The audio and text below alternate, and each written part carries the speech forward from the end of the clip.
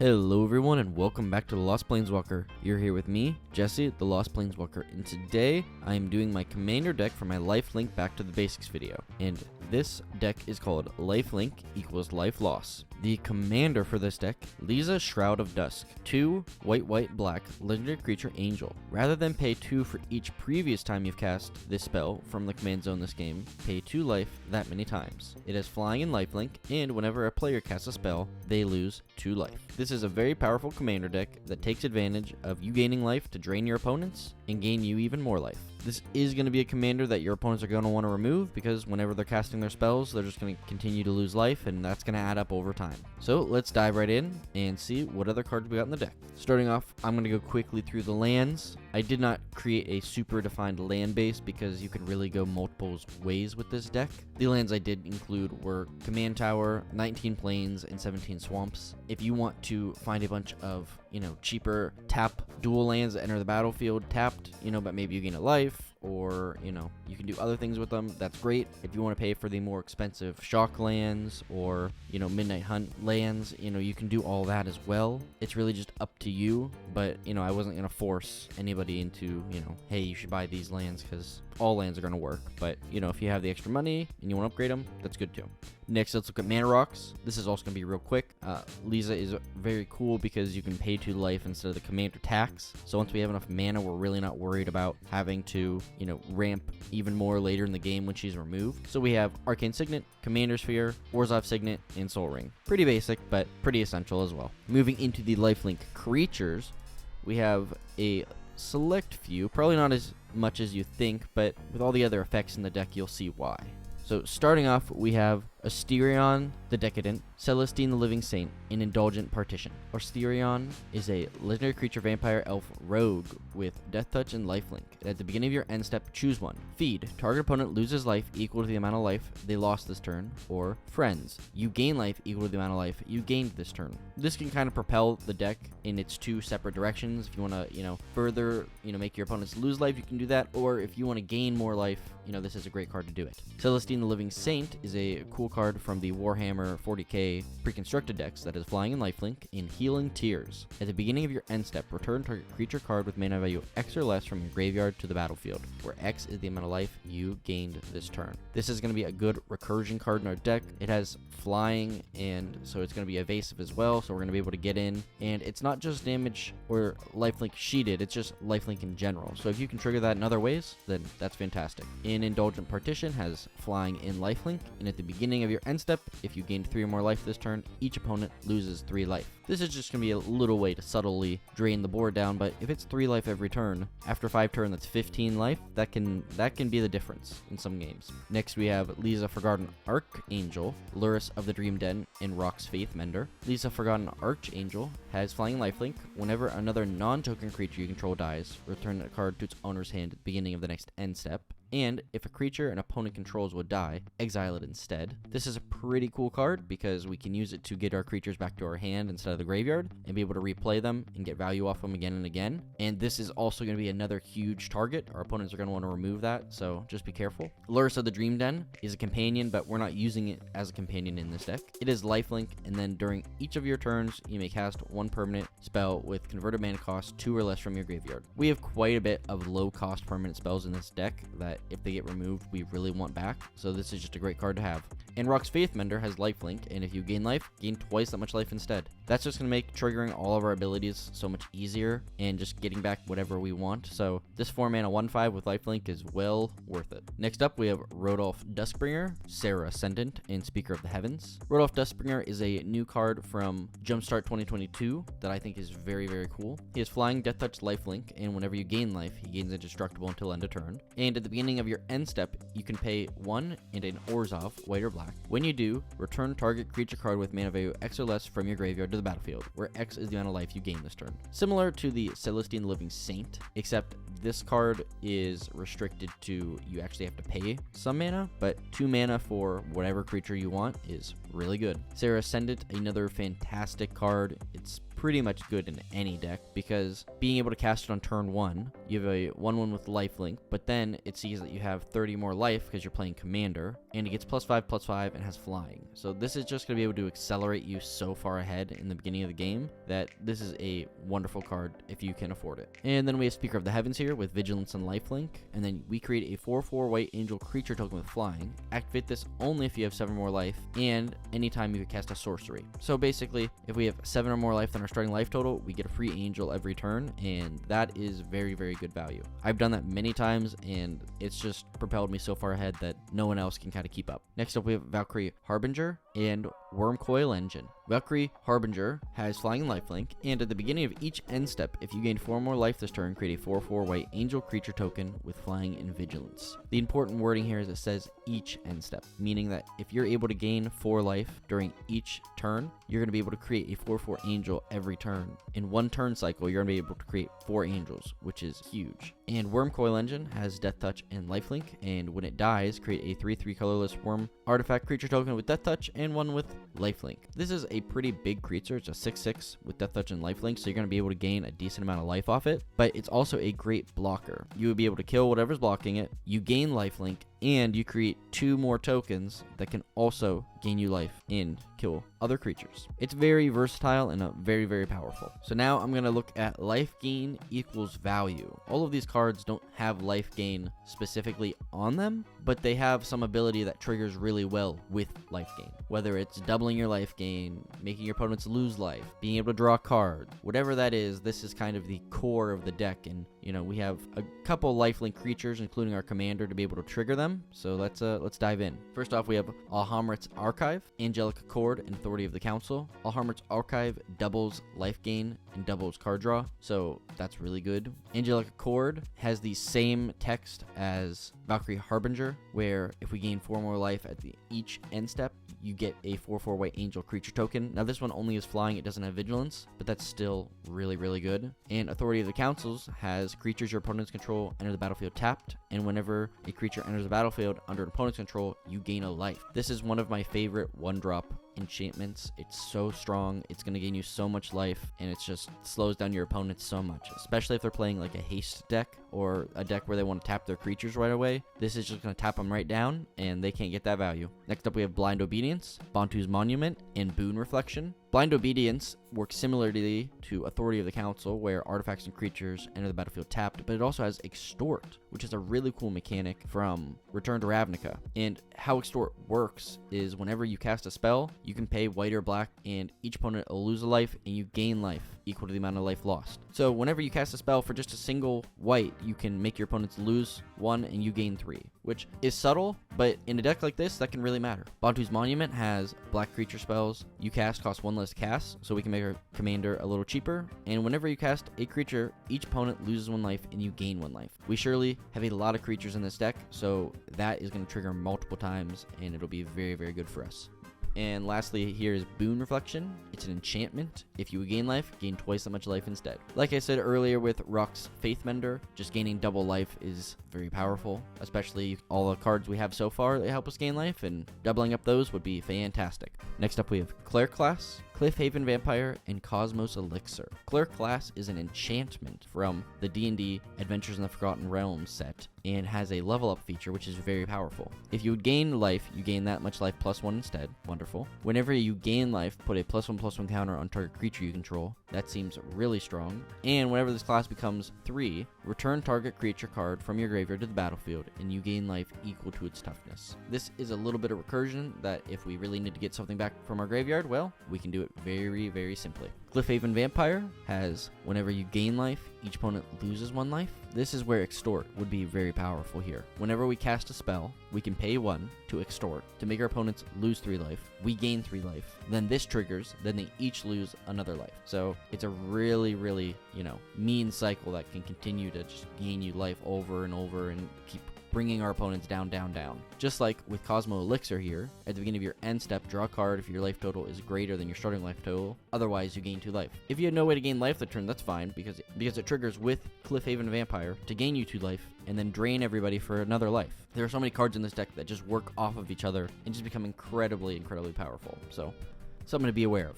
Next up, we have Elis Ilkor, Sadistic Pilgrim, Exquisite Blood, and Golem Assessed Stalker. Elis Ilkor, Sadistic Pilgrim has Death Touch, and whenever another creature enters the battlefield under control, you gain a life. Perfect, we love that effect. And whenever another creature you control dies, each opponent loses a life. Now, I didn't build a token synergy into this deck per se. You know, we have those angels that come in when we gain life, which is super powerful. But if you want to put this in a deck where you're creating a ton of tokens, you'll be gaining a lot of life, and whenever they die, you can just deal massive damage to your opponent. Exquisite Blood, whenever an opponent loses life, you gain that much life. This is a combo card. This is a way to combo out in this deck, and if you don't want to do that, I would remove it. But Exquisite Blood works with more than one card in this deck to just continually destroy your opponents, and it becomes an infinite loop. So let's go back to Cliffhaven Vampire, right? Whenever you gain life, each opponent loses one life. Exquisite Blood says whenever an opponent loses life, you gain that much life. This will create an infinite loop that will drain your opponents to 0. So be careful when you play this. Be aware of your playgroup. Maybe you're not playing as high power,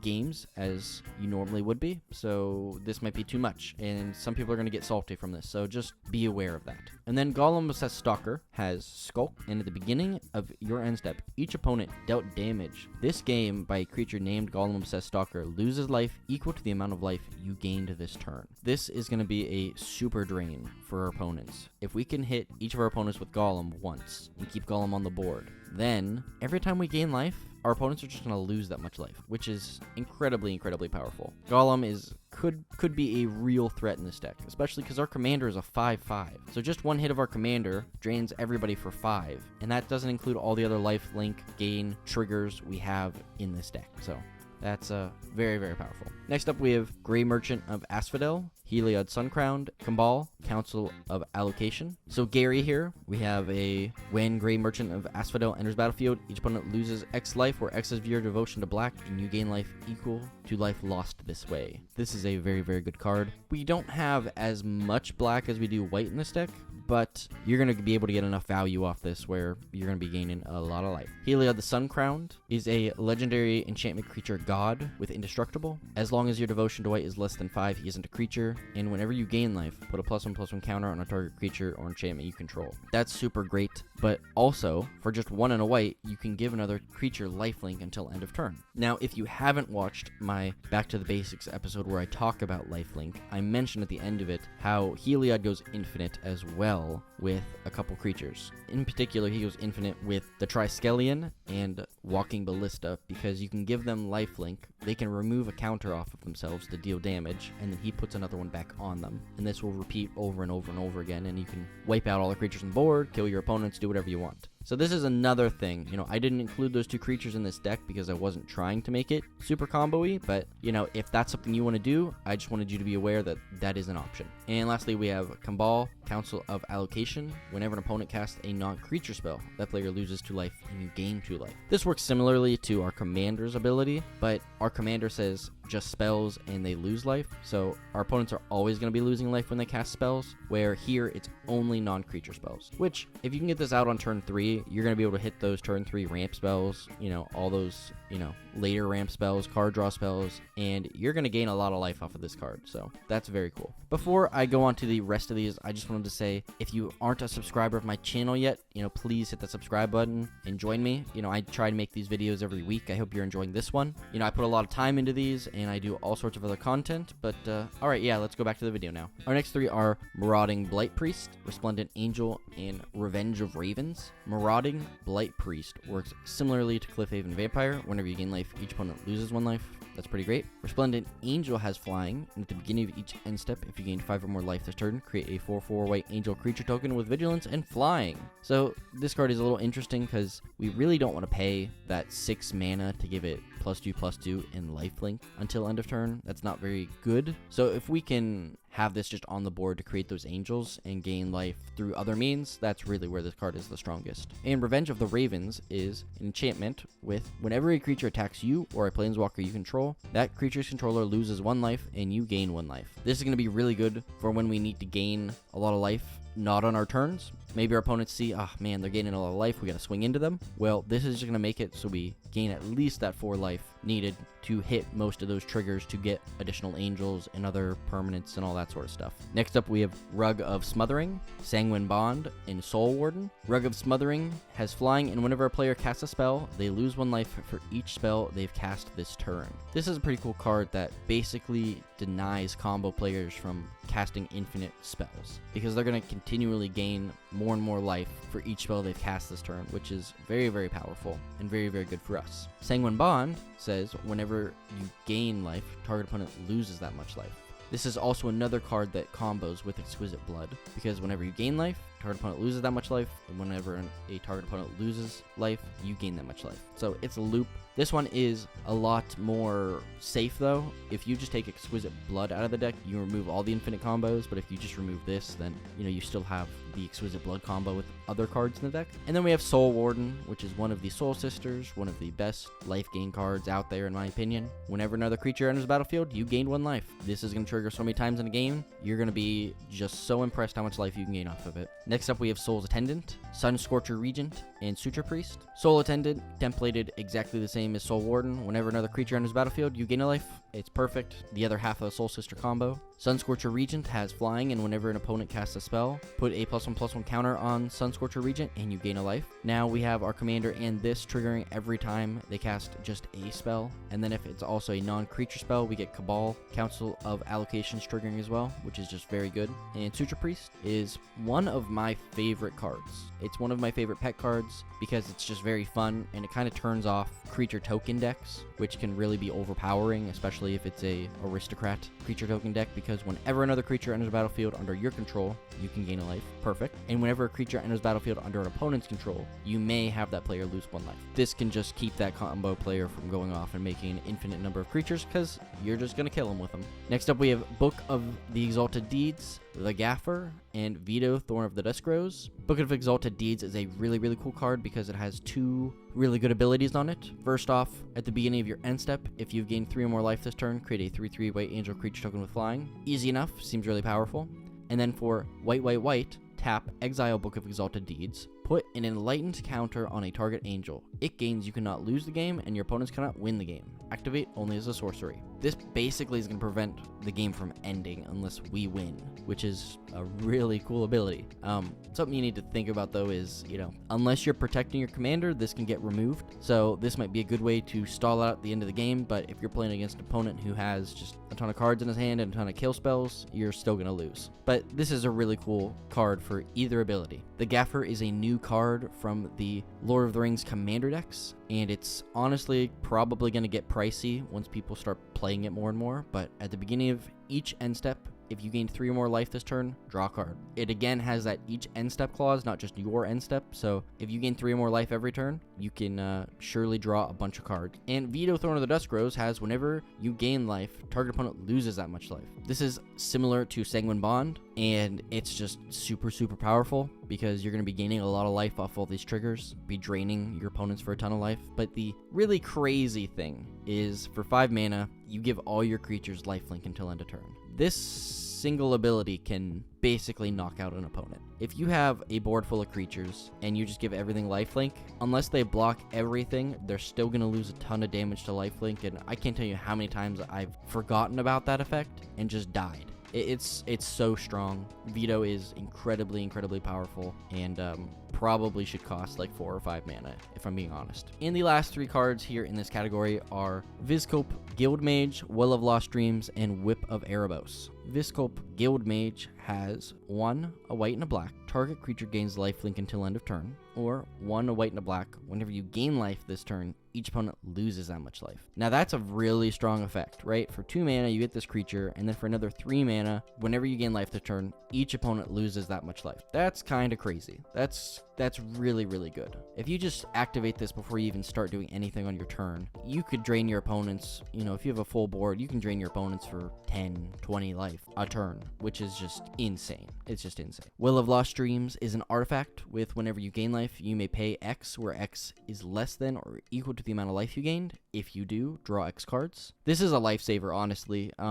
These colors kind of suffer. Black has some good card draw, but it's a lot of losing life. This is a wonderful, wonderful card because whenever you gain a life, you can pay X to draw a card and just keep your hand full constantly or dig for whatever you need to, especially in a deck like this that's gaining a lot of life. It's very, very good.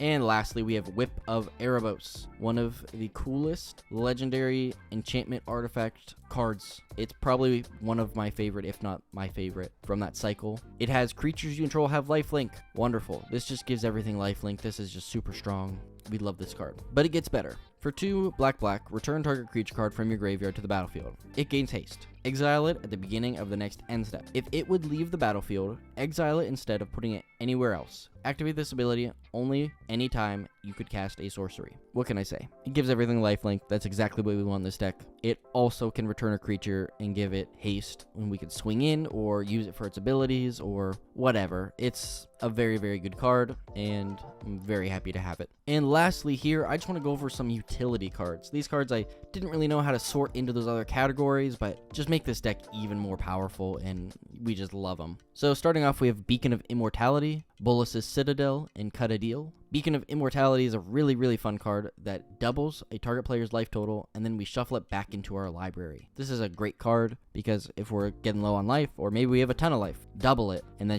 it shuffles back in, so maybe we can play it again. I love that card. Bolas's Citadel is a legendary artifact with you may look at the top card of your library anytime. You may play the top card of your library if you cast a spell, pay life equal to its converted mana cost rather than pay its mana cost. And we can sacrifice 10 non-land permanents to make each opponent lose 10 life. Bolas's Citadel is a really strong card. I honestly haven't played it in a lot of decks because I just don't know where it would be good in, but being able to just play the top card of your library, and this is a lifelink deck, so we're going to have a lot of life to just spend, just means that we can just continue to cast whatever we get off the top of our deck until we hit a land or something we can't cast, so that's pretty good.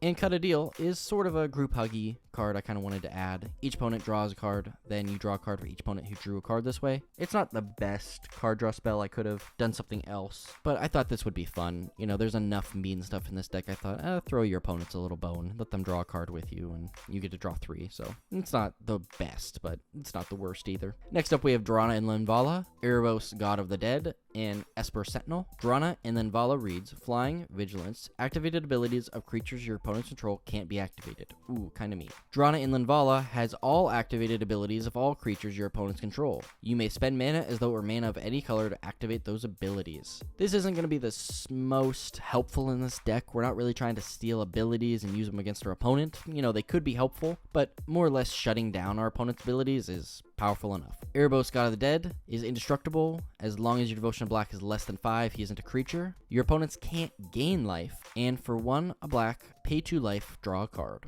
That's not the best draw card either. Paying 2 and 2 life to draw a card, maybe in a pinch it'll be helpful, but the bigger clause there, your opponents can't gain life, is where this card is going to be deadly in this deck. If they are like, yep, I have some ways to gain some more life, so you can just drain me for whatever, now they can't. And this is probably the end of your opponents. Unless they have an exile spell to remove that, their life total is only going down from the rest of the game. And lastly, we have Esper Sentinel, a 1 mana artifact creature human soldier with whenever an opponent casts their first non-creature spell each turn, draw a card unless that player pays X, where X is Esper Sentinel's power. Esper Sentinel is pretty great.